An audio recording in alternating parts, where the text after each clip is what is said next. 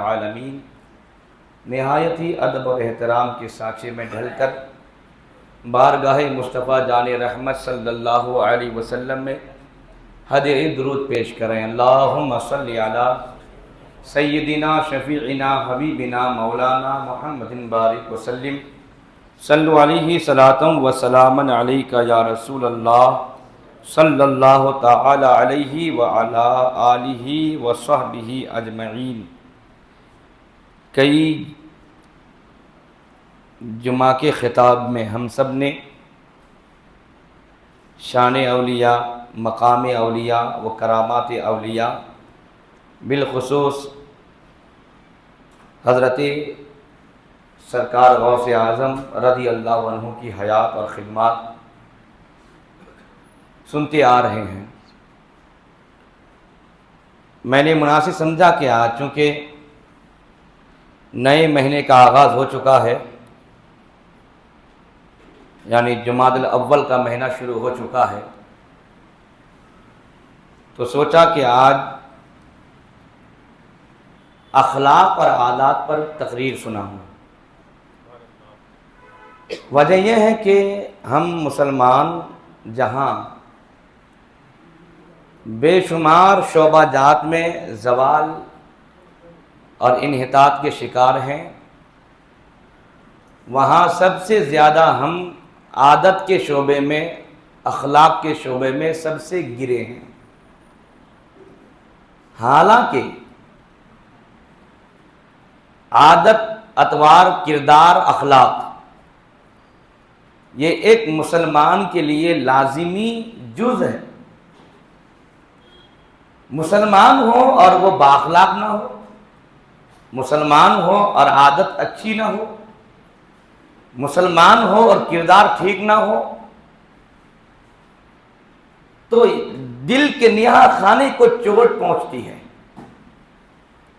یہ کیسے ہو سکتا ہے کہ جس پیغمبر نے اسلام کی ترویج و اشاعت کی، اسلام کی دعوت دی، اس پیغمبر نے لوہے کی تلوار سے نہیں بلکہ اخلاق کی تلوار سے لوگوں کو اسلام کا گرویدہ کیا۔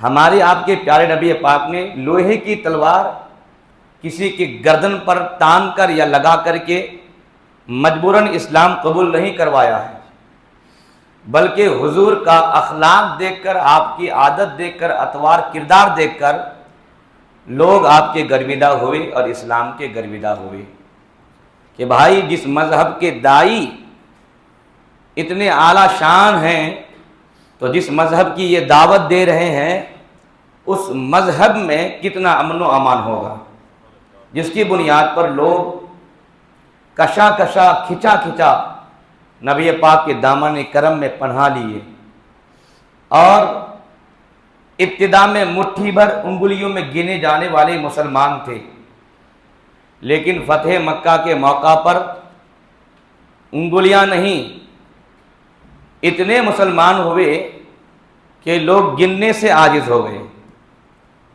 بھائی اس قلیل سی مدت میں اسلام کے چراغ کو اتنا روشن میرے آقا نے فرمایا ہے، تو سمجھنا ہوگا، سوچنا ہوگا کہ وہ نبی پاک کی عادت کا کمال تھا، اخلاق کا کمال تھا، عادت و کردار کا کمال تھا۔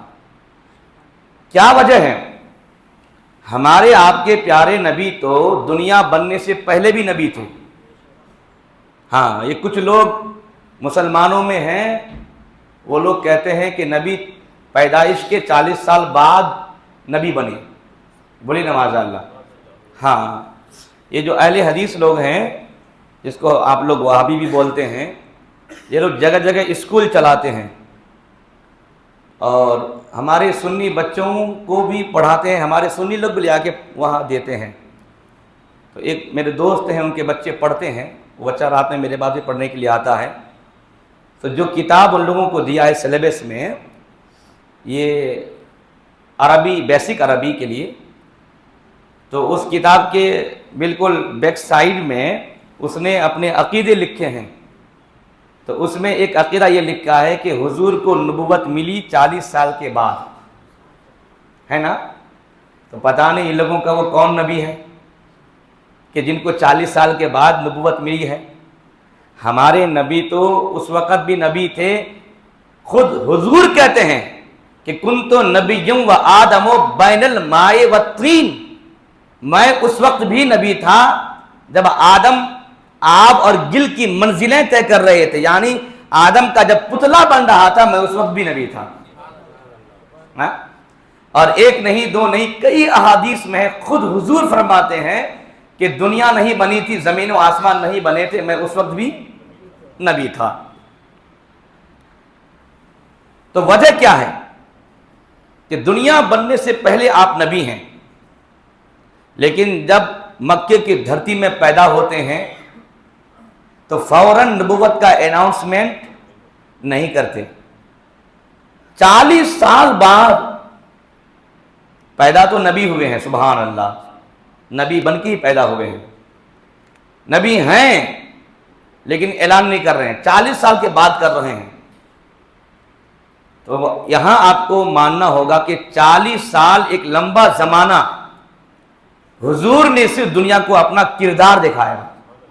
سبحان اللہ بولے بھائی، 40 سال تک علی کردار دکھایا، اتنا کردار دکھایا کہ اپنے غیر دشمن سب یہ ماننے پر مجبور ہو گئے کہ انسا سچا اس زمین میں کوئی نہیں، انسا انصاف ور اس زمین میں کوئی نہیں، اور انسا پاک دامن پاک نگاہ اور پاک دل والا زمین میں کوئی نہیں.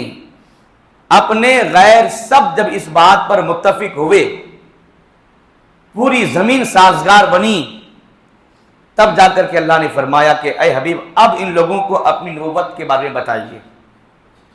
لیکن عجب ہے کہ 40 سال تک جن لوگوں نے حضور کو امین کہا، عادل کہا، انصاف ور کہا، مطہر کہا، مطہر کہا، پاک دامن کہا، سچا کہا، 40 سال تک، لیکن نبوت کے اعلان کے بعد کچھ ہی لوگ تھے جو حضور کو مانے.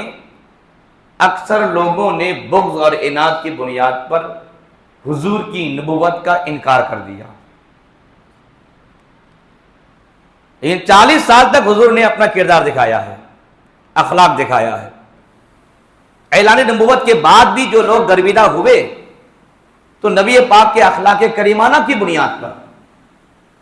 بھائی جنگ بدر میں تقریباً 1000 سے زائد کافر 300 کے آس پاس مسلمانوں کو مارنے کے لیے تلواروں میں دھار دے رہے تھے. دھار سمجھتے ہیں نا؟ ہاں، تلواروں میں دھار دے رہے تھے، یعنی ایسے جیسے کہ قربانی کی بکری رسیوں میں بندی ہو اور ذبح کرنے والا اس کے سامنے اپنے تلوار کو، اپنی چھری کو تیز کرتا ہو.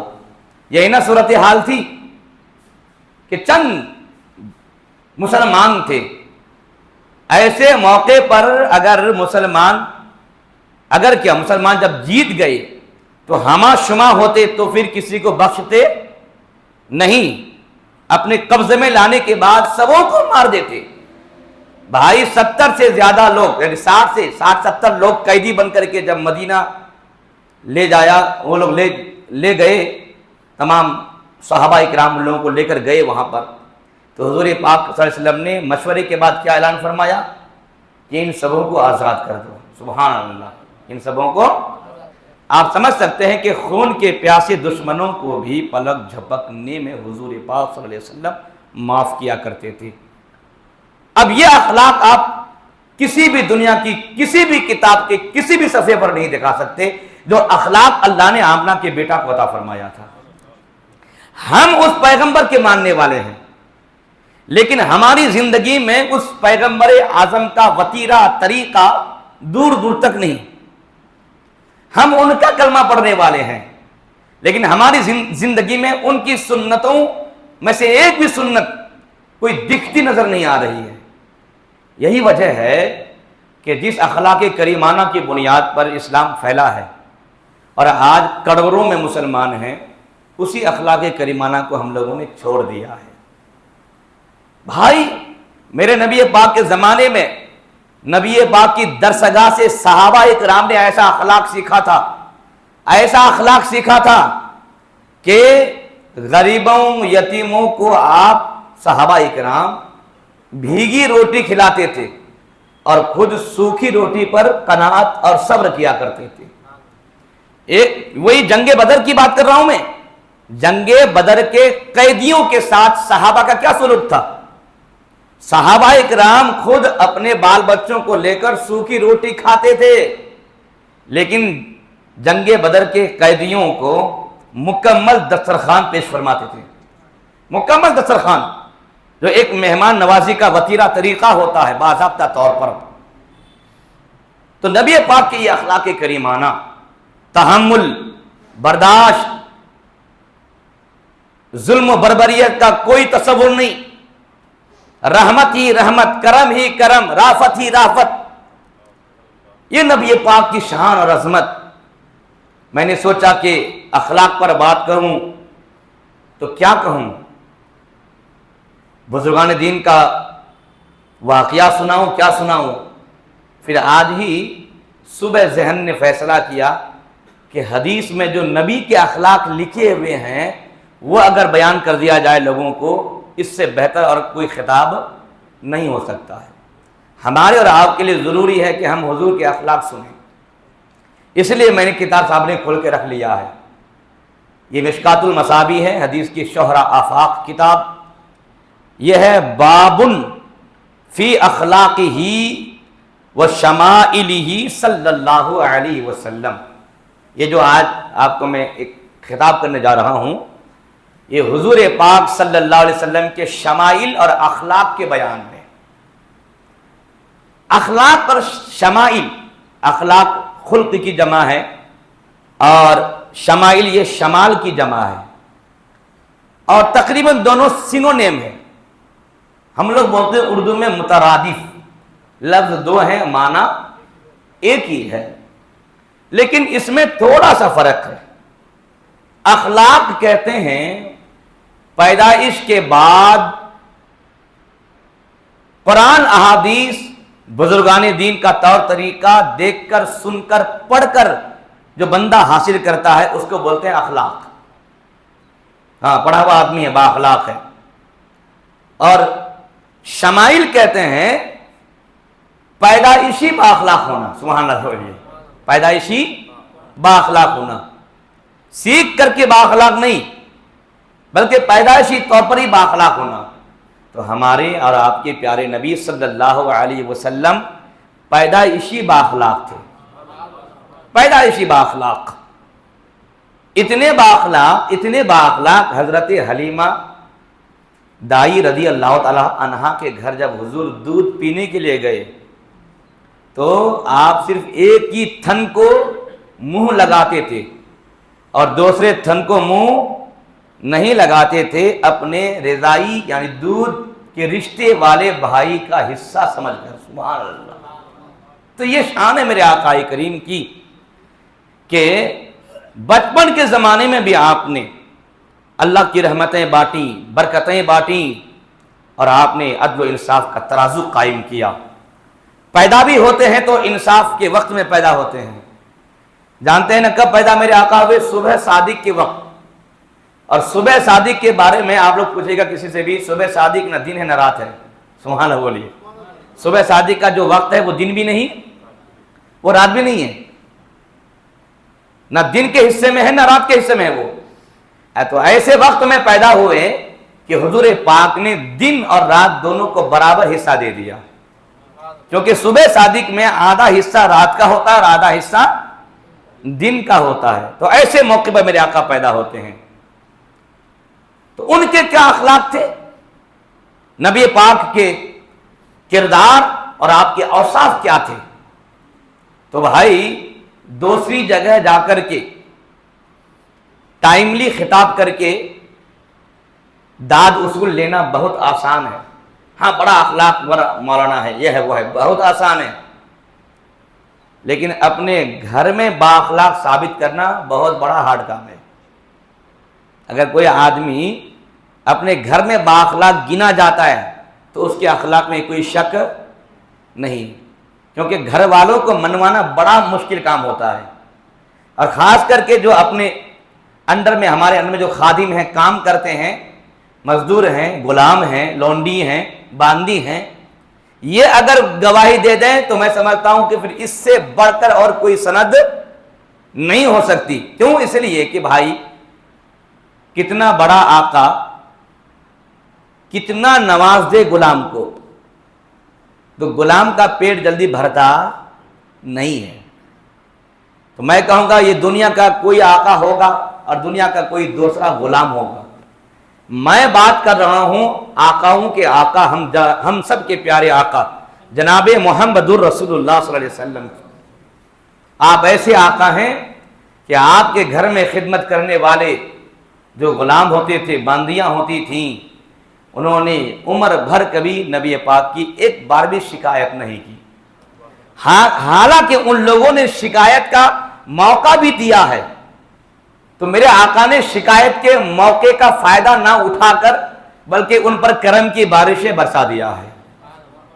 شکایت کا موقع بھی ملا ہے، ابھی حدیث سناؤں گا آپ کو کہ موقع باضابطہ موقع ہے۔ اے بھائی آپ میرے گھر کے نوکر ہیں، میں آپ کو کام بتاؤں اور آپ بولیں گے میں نہیں کروں گا، تو قابل برداشت ہے؟ یہ قابل برداشت نہیں ہے۔ یا تو فوراً نکال دیں گے، یا جزر و توبیخ کریں گے، مار پیٹ کریں گے، کچھ نہ کچھ تو کر ہی لیں گے۔ لیکن میرے آقا اس پوزیشن میں بھی مسکرا کر کے ان کا استقبال فرماتے ہیں۔ آئیے آپ کو میں حدیث سناتا ہوں۔ نبی پاک صلی اللہ علیہ وسلم کی بارگاہ کے بہت بڑے خادم ہیں حضرت انس، ہجرت کر کے جب میرے آقا مدینہ شریف گئے، اس وقت حضرت انس کے ابا اور امی یعنی حضرت ام سلیم رضی اللہ تعالیٰ عنہ اور ان کے والد گرامی کا نام ذہن سے جا رہا ہے، دونوں اس وقت آپ کی عمر صرف 8 سال تھی۔ کتنی؟ بالغ بھی نہیں تھے، نمازی فرض نہیں، شریعت کے احکام کے مکلف نہیں تھے۔ ایک ناسمجھ بچہ، نابالغ بچہ 8 سال کی عمر کا، ماں باپ دونوں مل کر کے بچے کو نبی پاک کی خدمت کے حوالے کر رہے ہیں اور عرض کر رہے ہیں سرکار ہم اپنی رضامندی سے یہ بچہ آپ کی خدمت کے لیے پیش کرتے ہیں، آپ قبول فرمائیں۔ وہ حضرت انس فرماتے ہیں کہ نبی پاک صلی اللہ علیہ وسلم کی وفات کریمہ 10 ہجری کو ہوئی، تو اس وقت میری عمر 18 سال تھی۔ ہجرت کر کے جب میرے آقا گئے اس وقت 8 سال عمر، اور 10 ہجری میں آپ کی وفات ہوتی ہے، تو کتنے ہوئے؟ 18 سال، یعنی 10 سال میں نے مسلسل نبی کی خدمت کی۔ سبحان اللہ بھائی، کتنے سال؟ 10 سال۔ اب 10 سال اگر ایک آقا کی بارگاہ میں وہ رہیں، خدمت کریں، کیا بات بھائی، ایک بار بھی ایک شوشہ نہیں ملا شکایت کا؟ نہیں ملا۔ سنیے وہ خود کہتے ہیں، ان انس قال خدمت النبی صلی اللہ علیہ وسلم 10 سنین فما قال لی اف ولا لما صنعت ولا اللہ صنعت، متفق علیہ، صحیح بخاری اور صحیح مسلم میں یہ حدیث ہے۔ حضرت انس رضی اللہ عنہ کہتے ہیں میں نے نبی پاک صلی اللہ علیہ وسلم کی 10 سال خدمت کی۔ کتنے بولیے؟ وہ خود کہتے ہیں 10 سنین مینس 10 سال، 10 سال خدمت کی۔ فما قال لی اف، ان 10 سالہ مدت میں ایک دفعہ بھی حضور نے مجھ سے اف تک نہیں کہا۔ سبحان اللہ بھائی، ہوتا ہے کبھی کبھی آدمی ذرا سا انڈر پریشر، اف کیا جی کیا کر دیا، یہ عام سچویشن ہے۔ یہ دن میں ایک آدمی پر کئی دفعہ یہ حالت آتی ہے نا، کبھی بیوی کے حوالے سے، کبھی بچوں کے حوالے سے، کبھی نوکر کے حوالے سے، کبھی پڑوسی کے حوالے سے، کبھی راستہ میں چلتے چلتے راہ گیروں کے حوالے سے، یہ سچویشن، یہ حالت کئی دفعہ آتی ہے۔ لیکن کیا یہ رحمت کا مجسمہ ہے؟ سبحان اللہ۔ کہتے ہیں کہ ایک دفعہ بھی حضور نے اف تک نہیں کہا، ولا لما صنعت، ان 10 سالہ مدت میں حضور نے ایک بار بھی یہ نہیں کہا لما صنعت، لما صنعت، تم نے یہ کام کیوں نہیں کیا، ولا اللہ صنعت، یا تم نے یہ کام تم نے یہ کام کیوں نہیں کیا، یا یہ تو اللہ یہ کام تم نے کیوں نہیں کیا، یہ کام پہلے نفی ہے، یہ کام تم نے کیوں کیا، یا یہ کام تم نے کیوں نہیں کیا. سبحان اللہ بولیے. یعنی 10 سالہ مدت میں ایک دفعہ بھی حضور نے یہ نہیں فرمایا ایسا کیوں کیا جی، یہ کرنے کے لیے بولا تھا، یہ کیا کیوں تم نے، کیا کیوں نہیں تم نے. 10 سالہ مدت میں میرے آقا نے ایک دفعہ بھی یہ نہیں فرمایا. سبحان اللہ. کسی کام کے حوالے سے. تو ہم اور آپ کے لیے یہ بہت بڑا سبق ہے کہ نبی پاک صلی اللہ علیہ وسلم کس طریقے سے اپنے اخلاق کا مظاہرہ فرماتے تھے. اللہ اکبر. ایک حدیث اور بھی سن لیں.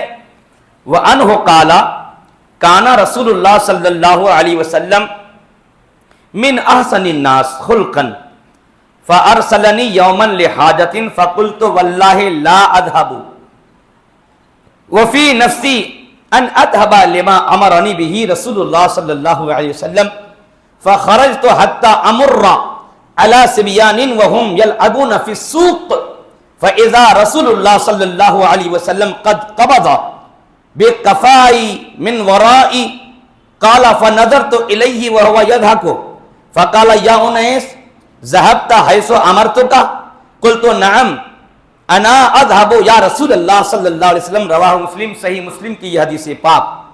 حضرت انس ہی کہتے ہیں رسول پاک صلی اللہ علیہ وسلم تمام لوگوں میں سب سے اچھے اخلاق والے تھے. تمام لوگوں میں سب سے اچھے اخلاق والے تھے. یہ فیڈ بیک کون دے رہے ہیں؟ جنہوں نے 10 سال حضور کی خدمت کی ہے. سبحان اللہ. وہ کہتے ہیں کہ لوگوں میں نبی سے بڑھ کر کوئی اخلاق مند نہیں تھے. اب کتنے بڑے اخلاق مند حضور تھے تو ایک واقعہ کی شکل میں وہ بتا رہے ہیں. کہتے ہیں فَأَرْسَلَنِي يَوْمًا لِحَاجَةٍ. ایک دفعہ کیا ہوا کہ حضور نے کسی ضرورت کے تحت مجھے بھیجا. فرمایا کہ انس یہ کام کرو تو وہاں جاؤ تو. فقلت واللہ لا اذهب. تو میں نے کیا کہہ دیا؟ لڑکپن تھا، بچپنا تھا. کہہ دیا قسم خدا کی نہیں جاؤں گا میں. قسم خدا کی واللہ لفظ واللہ لا اذهب. قسم خدا کی میں نہیں جاؤں گا.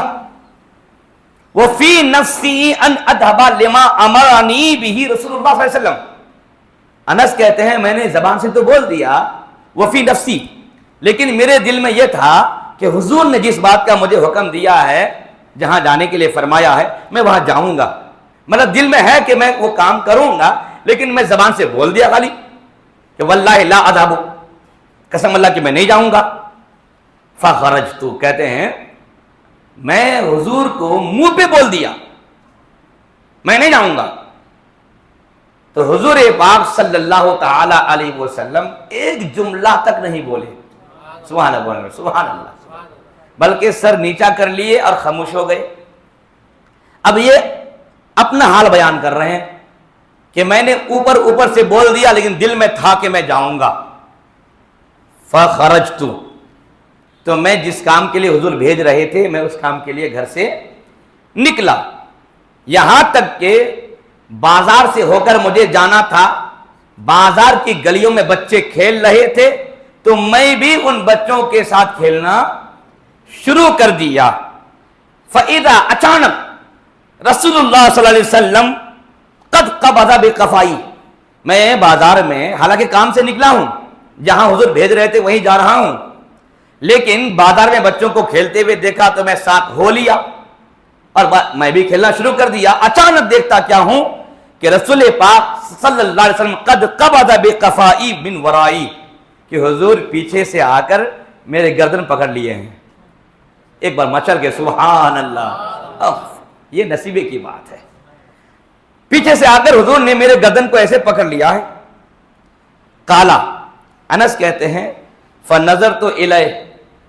تو میں نے ایسے کر کے دیکھا وہو یضحک. میں نے جب ایسے کر کے دیکھا تو دیکھتا کیا ہوں کہ وہو یضحک، حضور ہنس رہے ہیں. سبحان اللہ. حضور ہنس رہے ہیں. ہم اور آپ ہوتے تو آپ سے باہر ہو جاتے، تماچا رسید کر دیتے، کان گوش مالک کر دیتے، کان ایٹھی کر دیتے، کیا نہیں کیا کر دیتے.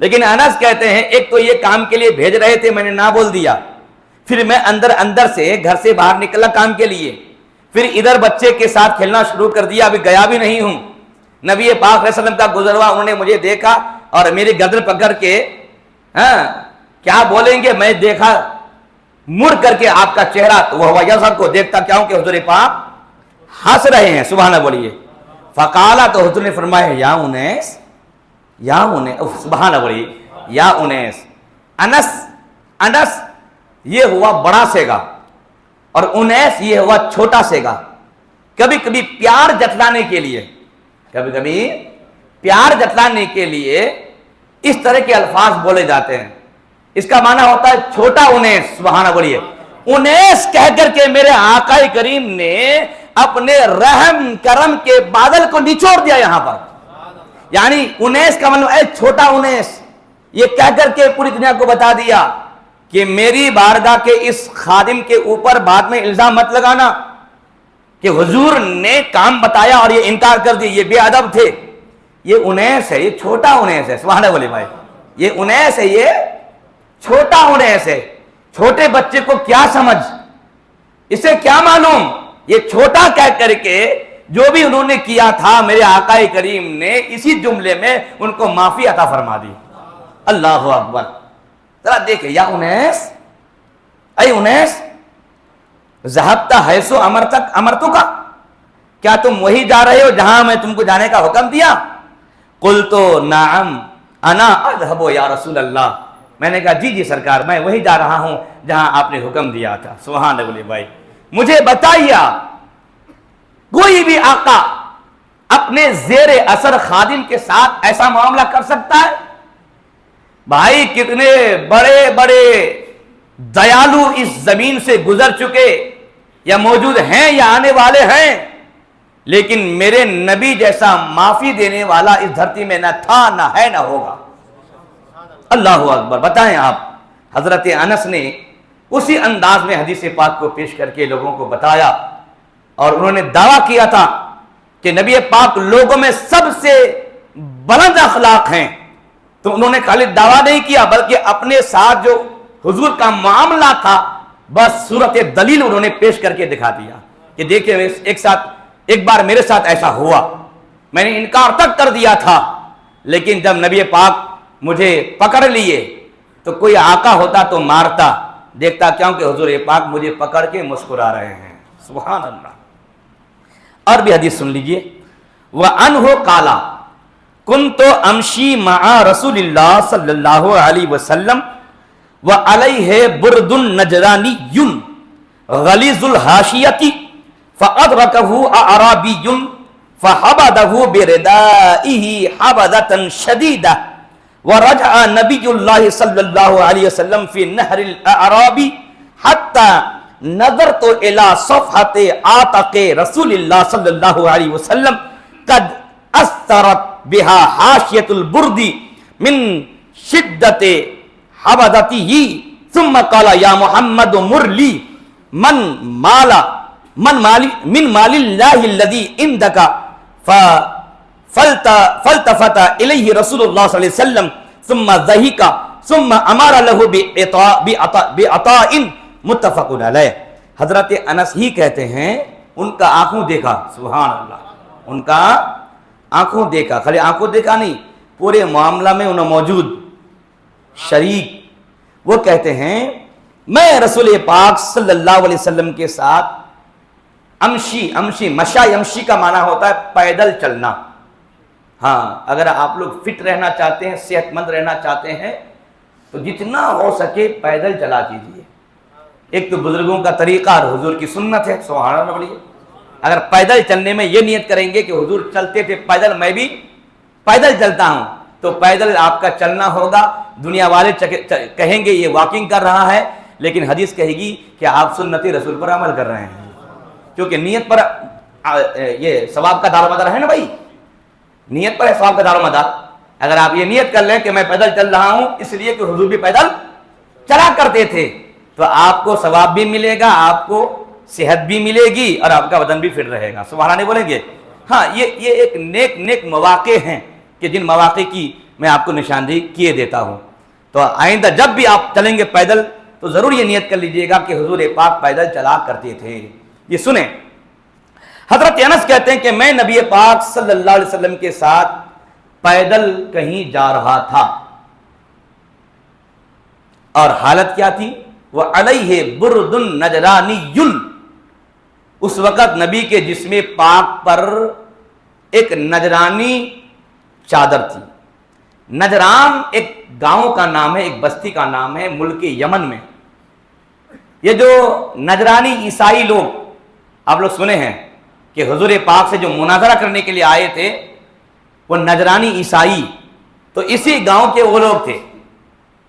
حضرت عیسیٰ علیہ السلام کے بارے میں حضور نے فرمایا تھا کہ حضرت عیسیٰ اللہ کے بندے اور اس کے رسول ہیں، چونکہ یہ عیسائیوں کے خلاف ہے۔ عیسائی لوگ کہتے نہیں وہ اللہ ہے، بولے نماز اللہ، یا وہ اللہ کے بیٹے ہیں، یا وہ اللہ کی بیوی حضرت مریم کے بیٹے ہیں، بولے ماشاء اللہ، بولے سب ہاں یہ عیسائیوں کا عقیدہ ہے۔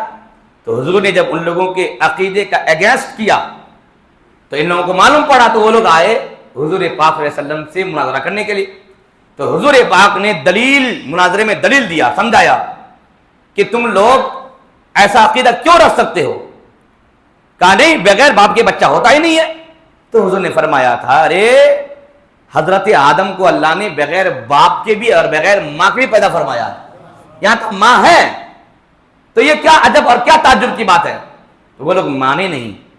جب مانے نہیں تو قرآن میں اللہ نے فرمایا فَقُلْ تَعَالَوْا، یہ جو آیت پاک آئی ہے آیت مباہلہ اسی وقت، تو اللہ نے نبی پاک کو فرمایا کہ آپ ان سے مناظرہ مت کیجئے، ان لوگوں سے آپ مباہلہ کیجئے۔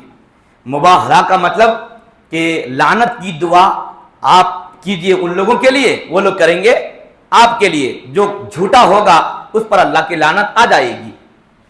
تو اس وقت حضرت حسنین کریمین، حضرت علی اور حضرت فاطمہ رضی اللہ عنہم کو لے کر میرے آقا جب نکلے، اور عیسائیوں کا پادری عاقب نام، عبد المسیح نام کا، کہا کہ تم ان سے مباہلہ کرو گے، ان کا چہرہ تو دیکھو کتنا حسین ہے، ان کے ساتھ جو بچے آ رہے ہیں وہ کتنے خوبصورت ہیں، یہ تو مستجاب الدعوات لوگ ہیں، یہ اگر یہ دعا کر دے کہ مولا اس پہاڑی کو اٹھا کر کے وہاں پہنچا دے، ان کے ہاتھ نیچے نہیں آئیں گے، اللہ ان کی دعا کے مطابق پہاڑی کو اٹھا کر کے وہاں پہنچا دے گا۔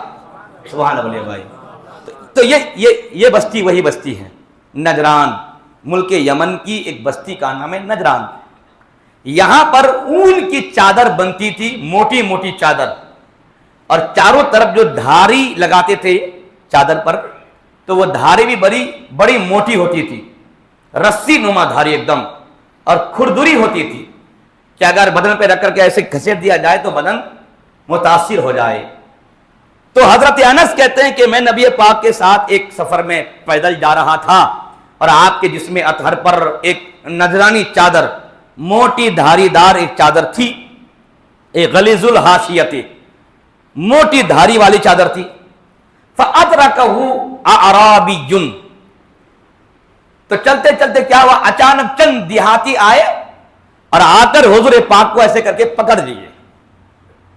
تو اب یہ نہ کہا جائے کہ یہ دیہاتی لوگ بڑے بے ادب تھے وغیرہ وغیرہ۔ ہاں سنیے، ممکن ہے کہ یہ لوگ نو مسلم تھے اور گاؤں میں رہنے کی وجہ سے عادت و اطوار، بولنے چالنے کا ڈھنگ طریقہ اتنا جانتے نہیں تھے، لیکن ایک پیاری تشریح اور پیاری ایکسپلینیشن اس میں یہ ہے کہ بھائی اگر شدید کوئی پیاسا آدمی ہو اور اچانک اس کو پانی کا پیالہ نہیں بلکہ دریا پیش کر دیا جائے تو ایسا مچلے گا کہ پیے گا نہیں بلکہ دریا میں کود جائے گا، یہ نا بھائی۔ سیم یہ سچویشن ہے کہ یہ لوگ بہت بری حالت میں تھے تو کسی ڈونر کے انتظار میں تھے، تو ڈونر کیا آئے گا، دنیا کے تمام سخیوں کا بادشاہ آ گیا ہے، تو مانگے گا کیا، لپٹ گیا پکڑ کے۔ سبحان اللہ بھائی، مانگے گا کیا، مانگنا بھول گیا، لپٹ گیا حضور پاک سے۔ خالی لپٹا ہی نہیں، کیا کیا سنیے، کہتے ہیں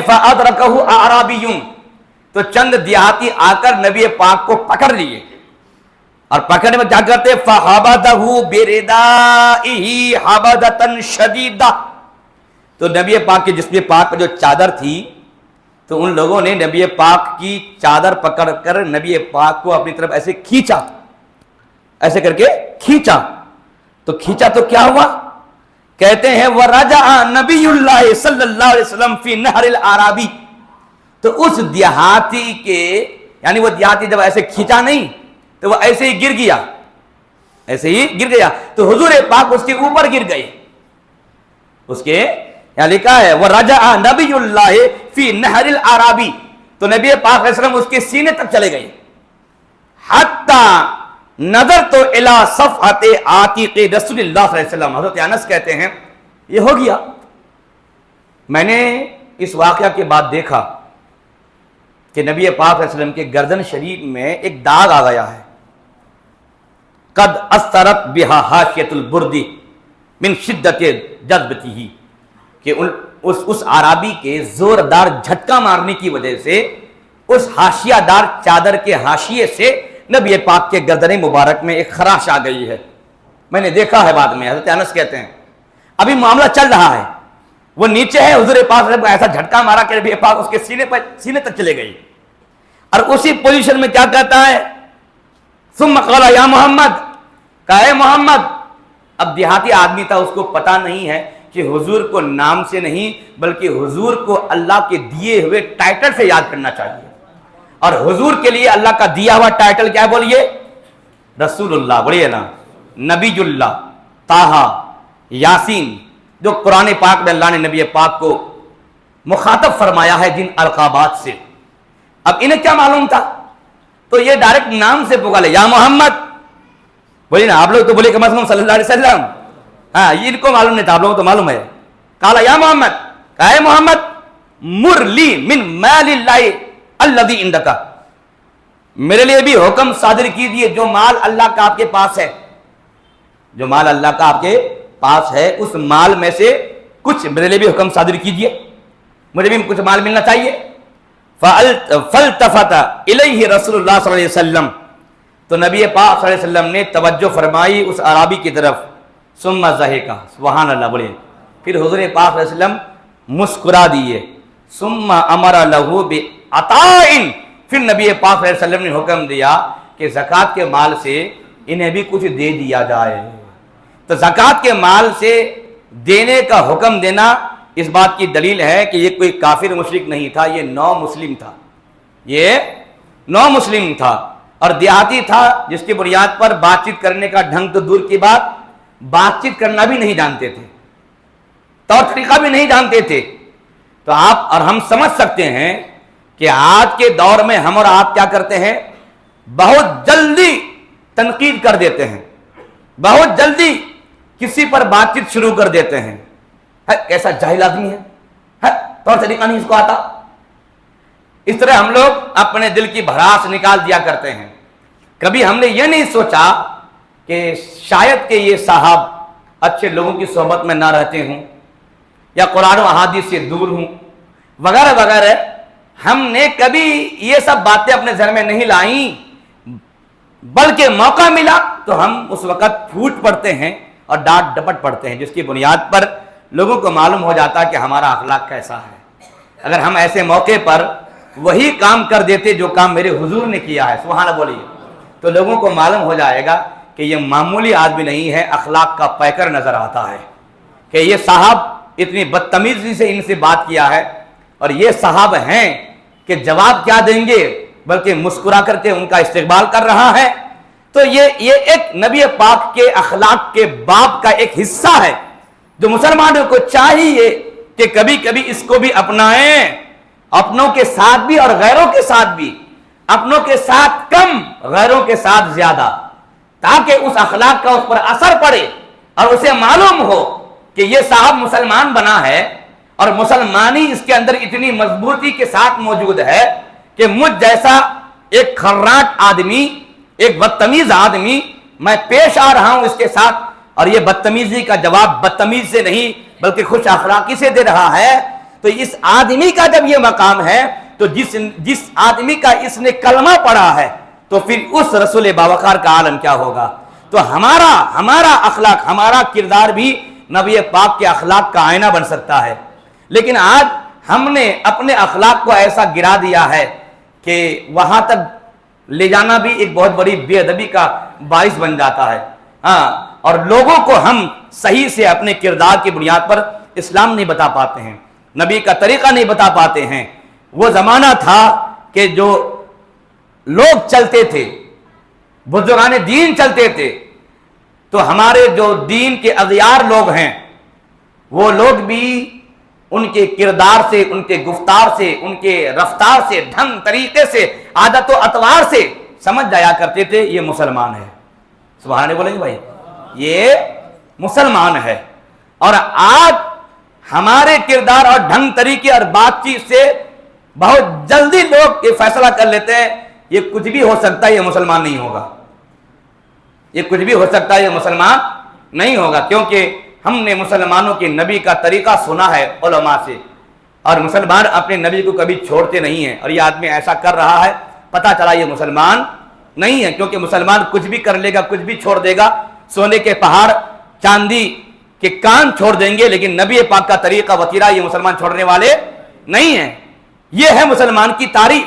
اور اس آدمی کے اندر تو کچھ بھی دکھ نہیں رہا ہے، تو پتہ چلا یہ کچھ بھی ہو سکتا ہے، مسلمان نہیں ہوگا. یہ کمٹمنٹ، یہ فیڈ بیک، یہ رزلٹ، یہ نتیجہ تقریباً مسلمانوں کے لیے آج بولا جاتا ہے. تو آپ سمجھ سکتے ہیں تعداد بڑھ گئی ہماری، لیکن ہمارے اخلاق میں کوئی ایسی بہتری آج تک نہیں آئی. ہم اس پیغمبر باوقار کے فالوور ہیں کہ جن کا طور طریقہ وطیرہ یہ ہے. سبحان اللہ نہیں بولیں گے؟ اللہ اکبر. کہ بھائی اتنا کھینچا کہ گردن میں خراش تک آ گئی. اس موقع پر دنیا کا کوئی بھی سخی، کوئی بھی داتا دے گا نہیں، بلکہ ناراض ہو کر کے پھٹکار کر کے بارگاہ سے بھیج دے گا. لیکن یہ میرے نبی پاک ہیں، سبحان اللہ، کہ میرے آقا اتنا سب کچھ کر لینے کے بعد مسکرا بھی رہے ہیں اور ان کو عطا کرنے کا حکم نامہ بھی جاری فرما رہے ہیں. سبحان اللہ بولیے بھائی، اللہ اکبر.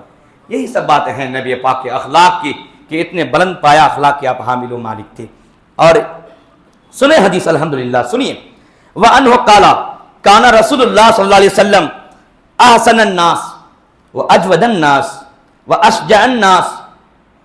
یعنی اس حدیث کے فوراً بعد یہ حدیث، تو میں کتاب جو لکھے ہیں ہے نا صاحب مشکات کو داد دینا چاہوں گا. سبحان اللہ بولیے کہ اللہ نے آپ کو حدیث سمجھنے کا کیا وقار عطا فرمایا تھا، کہ دیکھیں کس طرح حدیثوں کو وہ کاپی کر رہے، نقل کر رہے ہیں. جب ایک دیہاتی نے ایسا کیا حضور کے ساتھ، تو کوئی بھی آدمی یہاں یہ کہہ سکتا ہے کہ حضور پاک دبلے پتلے تھے، ان کو طاقت نہیں تھی، بہادری نہیں تھی، بزدل تھے، تو اس لیے انہوں نے ایسا کر دیا. بولے نا معذرت بولے. کیوں؟ اس لیے کہ نبی کے دشمنوں کو ہے نا دشمنی نکالنے کے لیے اس طرح کا گوشہ شوشہ کافی ہوتا ہے. ہاں خالی گوشہ شوشہ ملنا چاہیے، حالانکہ حدیث کا وہ محور نہیں ہے، لیکن وہ لوگ نکال لیتے ہیں. کیوں؟ اس لیے کہ ان کو نبی کی شان میں گستاخی کرنی ہے، اس لیے. لیکن یہاں دیکھیے اس حدیث کے فوراً بعد ایک حدیث آ رہی ہے تاکہ لوگوں کو یہ معلوم ہو جائے کہ نبی پاک علیہ السلام بزدل کمزور نہیں تھے. دنیا میں آپ جیسا طاقتور اس دھرتی میں آیا ہی نہیں. سبحان اللہ بولے بھائی. غزوہ خندق کے موقع پر صحیح بخاری، مسلم، ابو داؤد، نسائی، ترمذی، ابن ماجہ، ان تمام کتب احادیث کو چھوڑ دیجئے، مزید برآں جو اور بھی دیگر کتب احادیث ہیں، یہ حدیث پاک کچھ نہ کچھ الفاظ کے فرق کے ساتھ موجود ہے کہ غزوہ خندق کے موقع پر مدینہ طیبہ کی حفاظت کے لیے جب صحابہ کرام مل جل کر کے ایک خندق کی کھدائی کر رہے تھے تاکہ دشمن مدینے میں کود کر کے آ نہ سکے، یہ ایک حفاظتی طور پر یہ خندق کھودی جا رہی تھی، تو ایک ایسا بڑا چٹان بیچ میں آ گیا کہ تقریباً 1400 صحابہ، کتنے بولیے بھائی، 1400 صحابہ کام کر رہے تھے، یا لگ بھگ میں بھول رہا ہوں، یعنی کثیر تعداد میں صحابہ کام کر رہے تھے، لیکن سبوں نے اپنی طاقت کو وہاں آزمایا. وہ چٹان رتی برابر بھی نہ ٹوٹا نہ ہلا، کچھ بھی نہیں ہوا۔ ایسے موقع پر حضور پاک صلی اللہ علیہ وسلم کی بارگاہ میں صحابہ آئے کہ سرکار خندق جو کھود رہے تھے تو بیچ میں ایک چٹان آن پڑی ہے اور ہم سبوں نے کوشش کی ہے لیکن وہ ٹوٹنے کا نام نہیں لے رہی ہے، سرکار آپ چلیں۔ تو یہیں سے عقیدہ ملا نہیں کہ جہاں تمام صحابہ کی طاقت ختم ہو رہی ہے، جواب دے جا رہی ہے، تو صحابہ کا عقیدہ ہے کہ یہاں سے نبی کی طاقت شروع ہوگی۔ تب تو آتے حضور کے پاس کہ سرکار ایسا ایسا ہو گیا ہے۔ تو میرے آقا کریم نے یہ نہیں کہا کہ ہاں منجنیق منگاؤ، بلڈوزر منگاؤ، JCB منگاؤ جو آج کے زمانے کا ہے، اس زمانے میں تو تھا نہیں، وغیرہ وغیرہ نہیں۔ میرے آقا کریم اٹھے اور ہاتھ میں آپ نے ایک تیشا لیا، تیشا بولتے ہیں کلہاڑی کو، کس کو بولتے ہیں؟ کلہاڑی، تیشا لیا، کلہاڑی لیا اور آگے آگے چل دیے، صحابہ بھی پیچھے پیچھے چل دیے۔ حضور پاک صلی اللہ علیہ وسلم نے بسم اللہ الرحمن الرحیم کہہ کر کے ہاتھ ایسے کر کے اٹھایا۔ اس وقت نبی پاک ایک چادر پہنے ہوئے تھے، کیا پہنے ہوئے تھے؟ چادر آپ اوڑھے ہوئے تھے۔ تو جب ہاتھ اٹھایا تو ہاتھ کے سہارے سے نبی پاک کی چادر بھی اٹھ گئی۔ حضرت جابر بن عبداللہ رضی اللہ عنہ جو سامنے موجود تھے، ان کی نگاہ نبی پاک کے پیٹ پر پڑ گئی۔ تو دیکھتے کیا ہے کہ جب چادر اٹھی ہے تو حضور وہ پتلا پتلا پتھر سب ہوتا نہیں، ذرا سا پتلا، تو میرے آقا نے ایک نہیں 2 پتھر اس میں باندھ کر کے رکھے ہوئے ہیں۔ یعنی بھوک اتنی ہے کہ پیٹ اندر چلا گیا ہے، پیٹ کی چمڑی اب پیٹ کو لگ گئی ہے، تو اب یہ پورا ایریا خالی ہو چکا ہے۔ تو حضور نے وہاں پر ایک نہیں 2 پتھر، کیا بولے 2 پتھر میرے آقا نے باندھ دیا تاکہ ذرا پیٹ اٹھا دکھائی دے اور صحابہ کو معلوم ہو کہ حضور شکم سیر ہے۔ سبحان تو بولے بھائی اتنے۔ حضرت جابر کہتے ہیں میری نگاہ وہاں پڑ گئی۔ تو آپ سمجھ سکتے ہیں اتنے بھوکے ہیں، اتنے بھوکے ہیں کہ صحابہ کو تسلی دینے کے لیے حضور پیٹ میں پتھر باندھے ہوئے تاکہ صحابہ کو معلوم ہو کہ حضور بھوکے نہیں ہیں، نبی پاک کا پیٹ شریف اوپر ہے، مطلب آپ کھائے ہوئے ہیں، یہ تسلی کے لیے تھا۔ لیکن اتنے بھوکے ہیں کہ پیٹ میں پتھر باندھے ہوئے ہیں۔ حضرت جابر کہتے ہیں کہ میرے آقا نے جب ایسے کر کے بسم اللہ کر کے تیشا یعنی کلہاڑی اٹھایا اور اس چٹان میں بسم اللہ کر کے مارا، فرماتے ہیں ریت بن کر پوری چٹان وہاں سے غائب ہو گئی۔ تو آپ سمجھ سکتے ہیں کہ حضور سے بڑھ کر اس زمین میں کوئی طاقتور نہیں ہے۔ اب یہ حدیث سنیے، حضرت انسی کہتے ہیں، انہوں نے کہا کہ کانا رسول اللہ صلی اللہ علیہ وسلم احسن الناس و اجود الناس و اشجع الناس، نبی پاک صلی اللہ علیہ وسلم لوگوں میں سب سے زیادہ اخلاق مند تھے، لوگوں میں سب سے زیادہ سخی تھے، اور لوگوں میں سب سے زیادہ شجاعت اور بہادری کے مالک تھے۔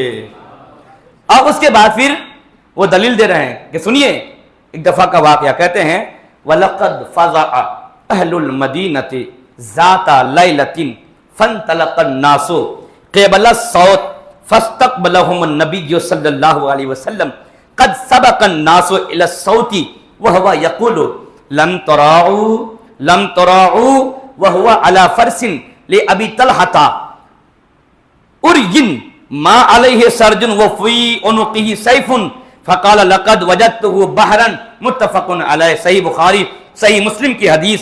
حضرت انس کہتے ہیں حضور پاک لوگوں میں سب سے زیادہ اخلاق مند تھے، نبی پاک تمام لوگوں میں سب سے بڑے سخی تھے، نبی پاک تمام لوگوں میں سب سے بڑے پہلوان اور سب سے بڑے بہادر تھے۔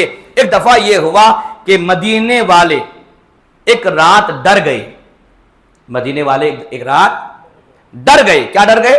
کہ اچانک کسی ایریا سے شور غوغا چلانے کی آواز آئی رات میں اچانک۔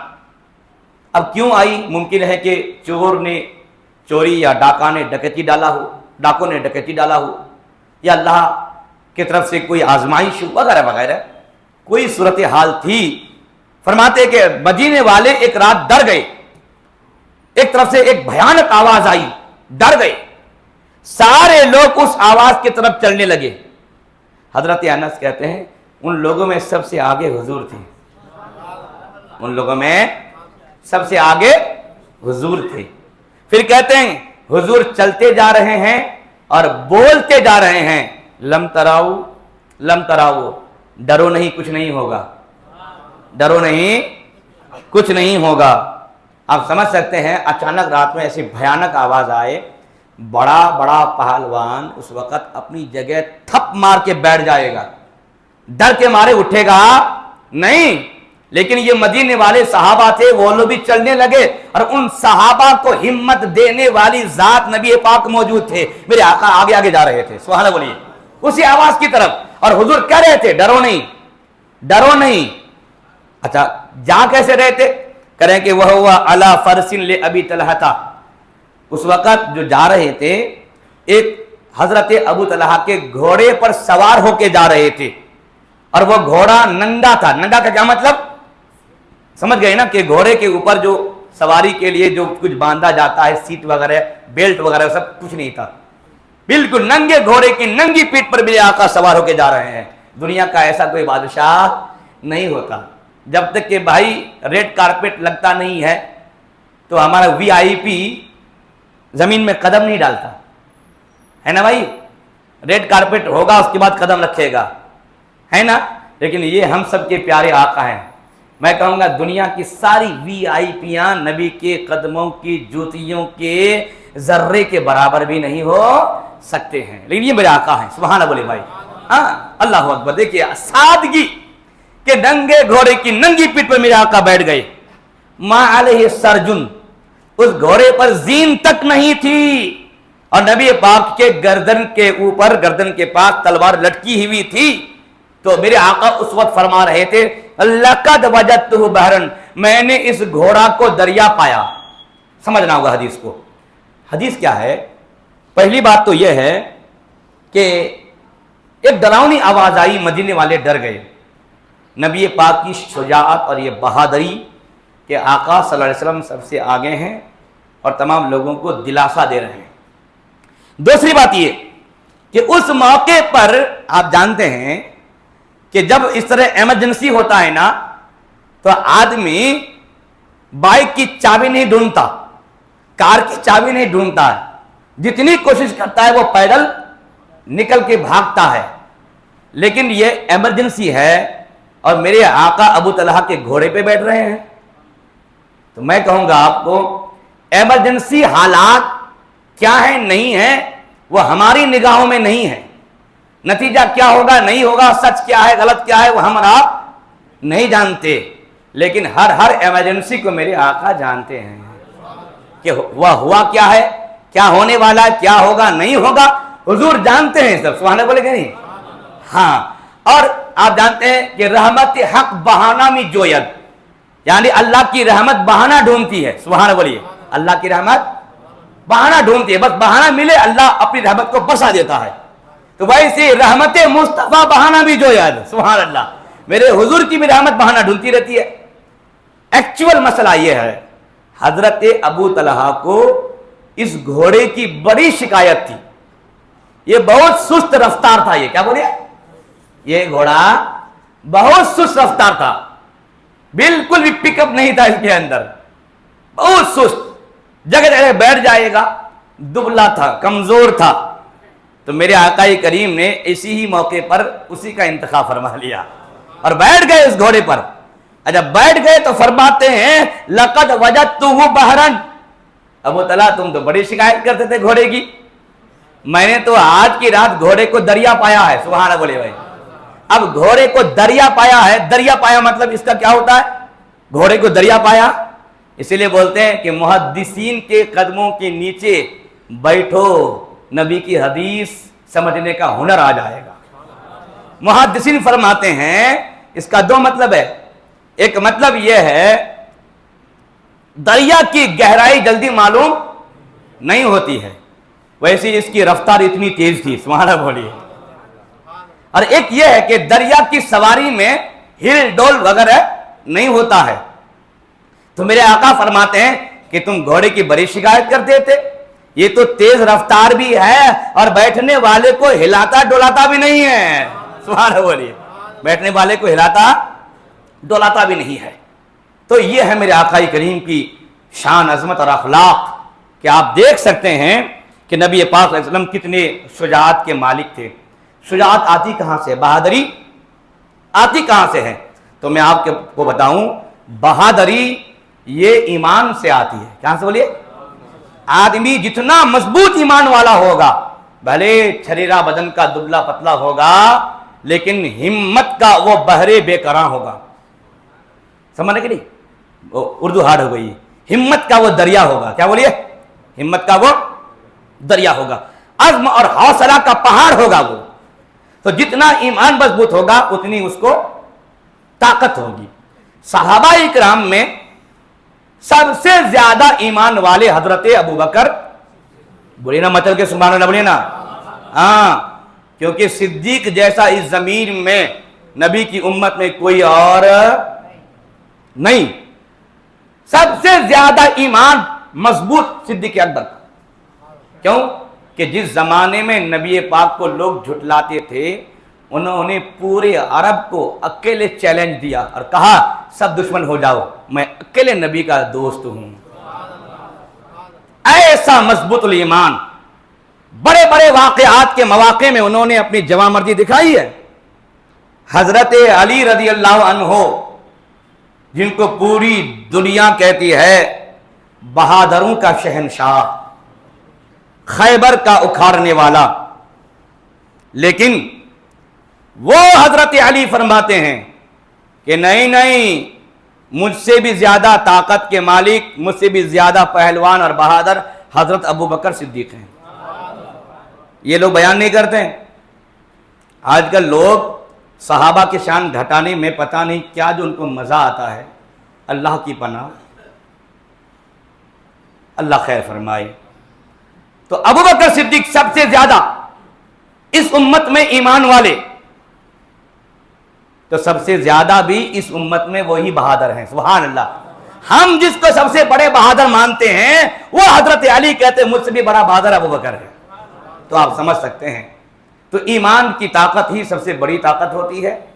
آدمی جتنا بڑا مضبوط ایمان والا ہوگا تو ان کی بازوؤں میں اتنی زیادہ طاقت ہوگی، اور جتنا اس کا ایمان کمزور ہوگا اتنا زیادہ وہ بزدل ہوگا. اللہ تبارک و تعالیٰ سے دعا ہے کہ ہم سبوں کو مضبوط ایمانی سے سرفراز فرمائے اور نبی پاک صلی اللہ علیہ وسلم کے اخلاق سے ہم سبوں کو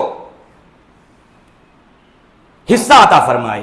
ایک حدیث چھوٹی سی ہے سنا کر کے تقریر ختم کر رہا ہوں. ان جابرین قالا ما سئل رسول اللہ صلی اللہ علیہ وسلم شیئا قط فقال اللہ. حضرت جابر کہتے ہیں کہ نبی پاک صلی اللہ علیہ وسلم سے کبھی بھی کوئی بھی چیز مانگی گئی تو حضور نے کبھی بھی لا نہیں فرمایا. سبحان اللہ. کبھی بھی لانے کا لا مینس نہیں، لا ہمارے گھر میں نہیں ہے، ایسا حضور نے کبھی بھی نہیں کہا. اس لیے تو بریلی کے امام کے اشعار کو پڑھنے کا من کرتا ہے. کیوں بھائی؟ کہ بریلی کے امام نے جو اشعار لکھے ہیں یا تو ان کا شعر قرآن کی تفسیر ہے یا حضور سے نبی پاک کی حدیث کی تشریح ہے. سبحان اللہ. واہ کیا جود و کرم ہے شہ بطحا تیرا، نہیں سنتا ہی نہیں مانگنے والا تیرا. یہ نہیں مینس لا یعنی آپ کی بارگاہ سے مانگنے والا لا سنتا ہی نہیں ہے. سبحان اللہ. تو وہ شعر اسی حدیث پاک کی تشریح ہے کہ اس شعر نے نبی پاک کی حدیث کو بتا دیا. سبحان اللہ. کہ نبی کی بارگاہ سے کبھی بھی کوئی بھی آدمی لا نہیں سنتا تھا. بھائی ایک دفعہ تو یہاں تک ہو گیا کہ نبی پاک صلی اللہ علیہ وسلم غزوہ حنین کے موقع پر 1/5 جس کو بولتے ہیں ہم لوگ خمس، کیا بولتے ہیں عربی میں بولتے ہیں خمس مینس 5واں حصہ، اور آپ لوگ اس کو بولتے ہیں 1/5. کیا بولتے ہیں 1/5. تو 1/5 حصہ جو ہوتا ہے جنگ کے بعد جو غنیمت کا مال آتا ہے تو 1/5 خمس 5واں حصہ وہ حضور کو پیش کیا جاتا ہے. تو حنین غزوہ حنین جو فتح مکہ کے بعد یہ غزوہ ہوا تھا، غزوہ حنین کے بعد نبی پاک صلی اللہ علیہ وسلم کی بارگاہ میں 1/5 کے طور پر 1/5 یعنی 5واں حصہ کے طور پر بے شمار بکریاں نبی پاک کو دی گئیں. بے شمار. کتنی بکریاں تھیں؟ ایک پہاڑ ادھر ایک پہاڑ ادھر، 2 پہاڑ کے بیچ میں جو اسپیس ہے جنگل ہے وہ جنگل بھر جائے اتنی بکریاں، سبحان اللہ بولیے، وہ جنگل بھر جائے اتنی بکریاں. تو میرے آقا کریم انہی بکریوں کو لے کر کے آپ کہیں موجود تھے تو ایک دیہاتی آیا، آ کر کے کہا اتنی بکریاں آپ کے پاس؟ باپ رے باپ، اگر ہم کو مل جائے تو ہم مالدار ہو جائے، اس کا مطلب آپ تو بہت بڑے مالدار ہیں. وہ دیہاتی آ کے حضور کو بول رہا ہے آپ تو بڑے مالدار آدمی ہیں، اتنی بکریاں. تو میرے آقا کریم نے فرمایا کیا اتنی بکریاں مل جانے سے آدمی مالدار ہو جاتا ہے؟ کہا ہاں مالدار ہو جاتا ہے. تم کیا ہو غریب ہو؟ کہا جی سرکار میں غریب ہوں. لو آج سے تمہاری ہے. مچل کے بولے سبحان اللہ بولے بھائی، لو آج سے یہ بکریاں تمہاری. یہ سامنے والی حدیث میں سنایا ہوا ان انس ان رجلا سأل النبي صلی اللہ علیہ وسلم غنما بین جبلین فاعطاه اياه فاعطى قومه فقال اے قوم اسلموا فوالله ان محمدا لا يعطى عطاء ما يخاف الفقر. یعنی میرے آقا نے کہا جاؤ یہ بکریاں تمہاری ہیں. وہ آدمی بکریاں لے کر کے فوراً مسلمان ہو گیا. سبحان اللہ بھائی. اور مسلمان ہو کر کے اپنے قوم کے پاس آ کے کیا کر رہے ہیں؟ اے قومین، اے لوگوں سنو سنو، ارے اسلمو اسلمو، ایمان لے کر کے آؤ، ایمان لے کر کے آؤ. کیوں کہ قسم خدا کی محمد اتنا دیتے ہیں کہ پلک جھپکنے میں ایک غریب کو امیر بنا دیتے ہیں. سبحان اللہ بولے بھائی.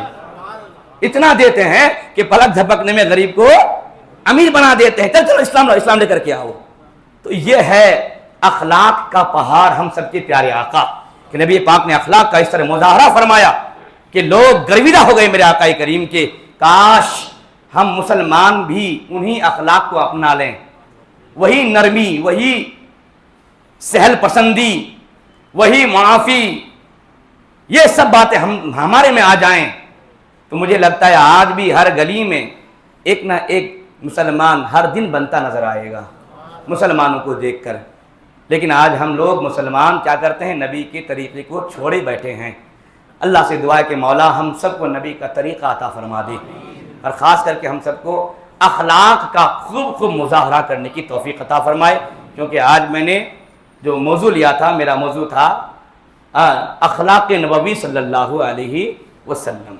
نبی پاک کا اخلاق پڑھ کے میں نے آپ کو سنایا تو ہمارے اور آپ کے لیے ایک سبق ہوا کہ ہم انشاءاللہ یہاں سے اٹھیں گے تو یہ وعدہ کر کے اٹھیں گے کہ جتنے بھی اخلاق کا بیان ہوا ان اخلاق کو ہم سب انشاءاللہ اپنائیں گے. بولے انشاءاللہ. اللہ تعالی ہم سبوں کو اپنانے کی توفیق عطا فرمائے. مہربانی کریں.